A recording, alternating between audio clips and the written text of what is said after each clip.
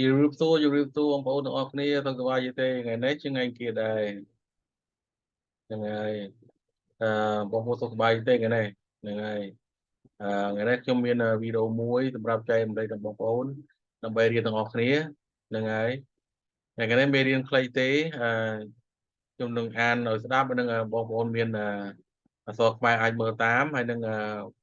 បងប្អូនអាចធ្វើតាមនឹងទៅហើយរៀនបានទាំងអស់គ្នាហើយសូមបងប្អូនចែករំលែកទៅបងប្អូនណាដែលចេះចង់ចេះដែរបងប្អូនណាហើយខ្ញុំនិយាយតាមស្វ័យម្ដងទៀតព្រោះថា CNC programming CNC machine operator CNC technician ឥឡូវនេះវាមានគេបើកច្រើនណាស់ហើយមានគេត្រូវការមនុស្សធ្វើការច្រើនណាស់ក្នុងគ្រប់ប្រទេសដែលខ្ញុំរកឃើញណាបងប្អូននឹងឥឡូវនេះខ្ញុំនឹងអានមេរៀនបងប្អូនស្ដាប់ហើយនឹងយើងរៀនទាំងអស់គ្នាបងប្អូនណាហ្នឹងអូខេអញ្ចឹងយើងទៅទាំងអស់គ្នាថ្ងៃនេះយើងរៀនពីមេរៀនទី2ហើយបងប្អូនហ្នឹងហើយ machining fundamental objective be familiar with the machining process performed by CNC milling and turning machine know cutting tool and tooling system for CNC machine select machining parameter for various machining process provide useful tips for various machining process CNC milling process CNC milling process machine and machining center are used to perform 6 types of machining process. There are 6 types of machining process on the 2 page. 1, facing. 2, profiling. 3, pocketing. 3, slot cutting. 4, hole machining. 3D surfing machining. CNC turning process. CNC turning machine and turning center implement the following 10 types of machining process. Facing, profiling, drilling, threading, cutting off, turning, grooving, boring, chamfering, and milling. នឹងកន្លែងនេះដែលខ្ញុំចង់ប្រាប់បងប្អូនថាបើសិនគេនេះគេមានរបស់របរដែលយើងគេប្រើប្រាស់ហ្នឹងគឺគ្រប់ម៉ាកគ្រប់យ៉ាងប៉ុណ្្នឹងឯងទី1នេះគឺមាន6យ៉ាងហើយទី2នេះមាន turning machine នេះមាន10យ៉ាងណាបងប្អូនហ្នឹងហើយអញ្ចឹងទេខ្ញុំអានតែប៉ុណ្ណេះទេហើយខ្ញុំអានបកប្រែខ្មែរដល់បងប្អូនដែលចង់ឃើញចង់ឮចង់ដឹងហ្នឹងហើយម្ល៉េះហើយខ្ញុំនឹងមកអានបងប្អូនស្ដាប់ម្ដងដែរហ្នឹងហើយ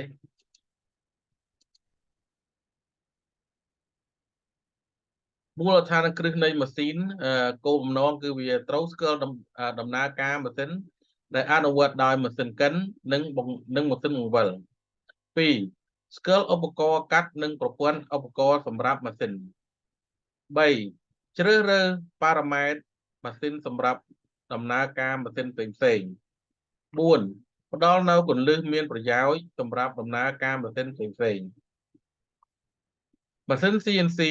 និងមជ្ឈមណ្ឌលម៉ាស៊ីនត្រូវបានប្រើដើម្បីអនុវត្តដំណើរការម៉ាស៊ីនចំនួន5មួយប្រភេទ 1. ប្រឈមមុខ 2. ទម្រង់ 3. ហោប៉ៅ 4. ការកាត់ 5. ម៉ាស៊ីនកាត់រុន 6. គ្រឿងម៉ាស៊ីនផ្ទៃ 3D ដំណើរការម៉ាស៊ីនបង្វិលម៉ាស៊ីនងាកនិងមជ្ឈមណ្ឌលការងារអនុវត្តដំណើរការម៉ាស៊ីនចំនួន10ប្រភេទដោយខាងក្រោមទី1ប្រឈមមុខទី2ទម្រង់ទី3ការខួង4ខ្សែស្រឡាយ5ការកាត់ផ្ដាច់6ងាក7ចំហ3 boring 9 chamfering និង10កិនហ្នឹងហើយបងប្អូននឹងជាម៉ាស៊ីនដែលគេទុកឲ្យយើងប្រើហើយវាធ្វើប្រយោជន៍បានអ្វីខ្លះហ្នឹងហើយម្ល៉េះហើយ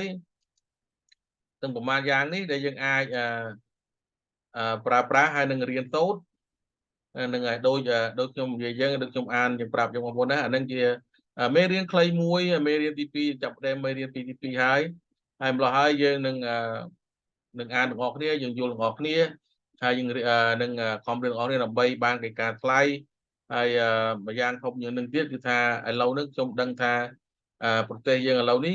គឺត្រូវការច្រើនមនុស្សច្រើនដើម្បីធ្វើការខាង CNC operator